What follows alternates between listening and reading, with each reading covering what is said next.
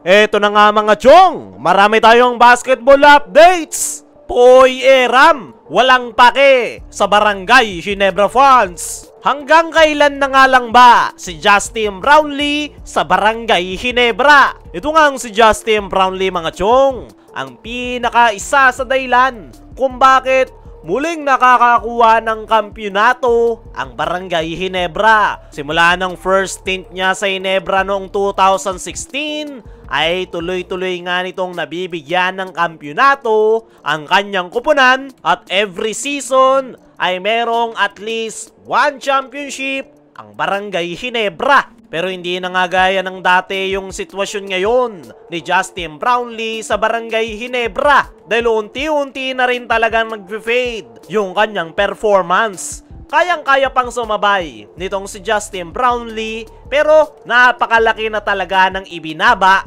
ng kanyang laro. Eto real talk mga chong. Every time na magda-drive to the basket at perimeter jumper si JB ay matek, lista mo na dahil napakalaki ng porsyento na naipapasok niya yung basket. Pero ngayon ay nag-i-struggle na si JB. Big example na lang yung mga nakalipas na laro ng Barangay Ginebra, lalong-lalo na kontra TNT Tropang Giga, kung saan ilang beses ngang tutukan na tira, hindi pa maipasok ni JB.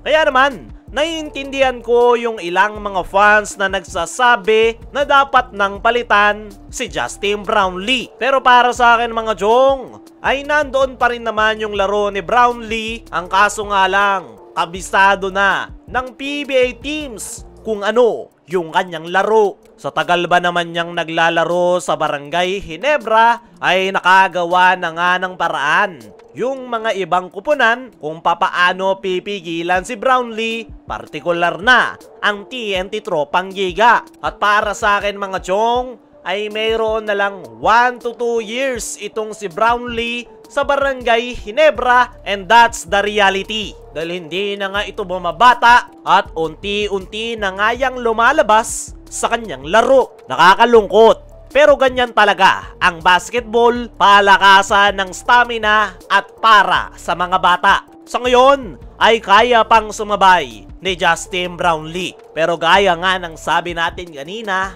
in reality, 1 to 2 years na lang ang itatagal nito. Hindi lang sa Barangay Ginebra, kundi sa kanyang buong basketball career dahil paretiro na rin talaga si JB. Usually, 37 to 38 years old nagre-retire ang isang player. At as of now, 36 years old na si Justin Brownlee. At yan nga, yung kinakailangang paghandaan ni Coach Tim Cone para sa kanyang kupunan. Gustuin ko man na makita pa si Brownlee ng matagal para sa Barangay Ginebra ay malabo nga yang mangyari dahil sa kanyang edad ay unti-unti nang magde-deteriorate yung kanyang laro. Kaya naman, para sa Barangay Ginebra fans ay wala nang panahon para sisihin pa si Justin Brownlee. Mas magandang suportahan na lang natin ito sa kanyang nalalabing basketball career sa Barangay Ginebra dahil panigurado, hindi na tayo muling makakakita pa ng isang import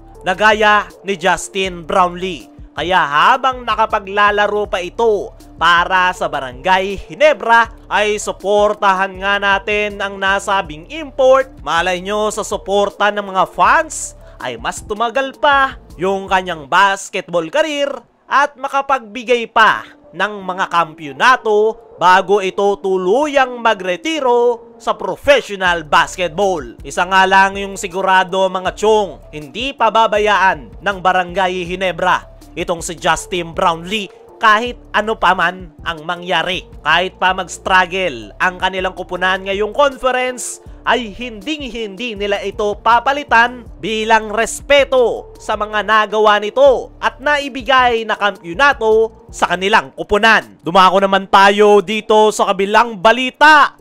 Poy Eram, walang pake sa Barangay Ginebra fans. Sa nakalipas na bakbakan ng TNT at Barangay Ginebra ay mainit pa nga rin itong si Poy Eram sa mga fans. At ayon nga sa kanyang naging latest interview ay parte na nga raw yan ng kanyang expectation. Tuwing Hinebra nga raw yung kanilang makakalaban, ay palagi siyang may naririnig sa mga fans na pangaasar at iyakin chant. Ilang taon na nga raw siyang ginaganyan ng mga fans at natutunan na nga lang daw niyang laruin. Kahit na mukha na raw siyang timang sa TV, ay hindi nga raw siya nagpapa-apekto. Basta ang kanya nga lang daw ay wag idamay ang kanyang pamilya. Wala nga rin daw problema kay Poy Eram yung asaran, dahil nakaka-motivate nga raw yan na mas galingan niya pa sa loob ng basketball court. At ganyan raw ang mga Pinoy fan, kahit sa gilas ay marami rin daw inaasar. Ayon nga dyan mga chong, ay mukhang nag-e-enjoy itong si Poy Eram sa pakikipag-asaran sa mga fans tuwing makakatapat nila ang Barangay Hinebra. At dagdag flavor nga yan sa nabubuong rivalry ng Barangay Hinebra at TMT Tropang Giga. Ayon pa nga mismo kay Troy Rosario, ay alam na raw nila kung papaano ang kanilang magiging approach tuwing makakalaban ang Hinebra, na maging aggressive,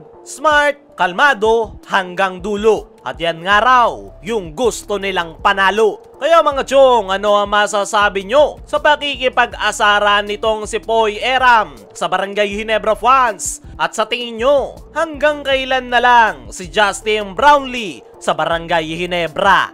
I-comment mo lang dyan sa ibaba.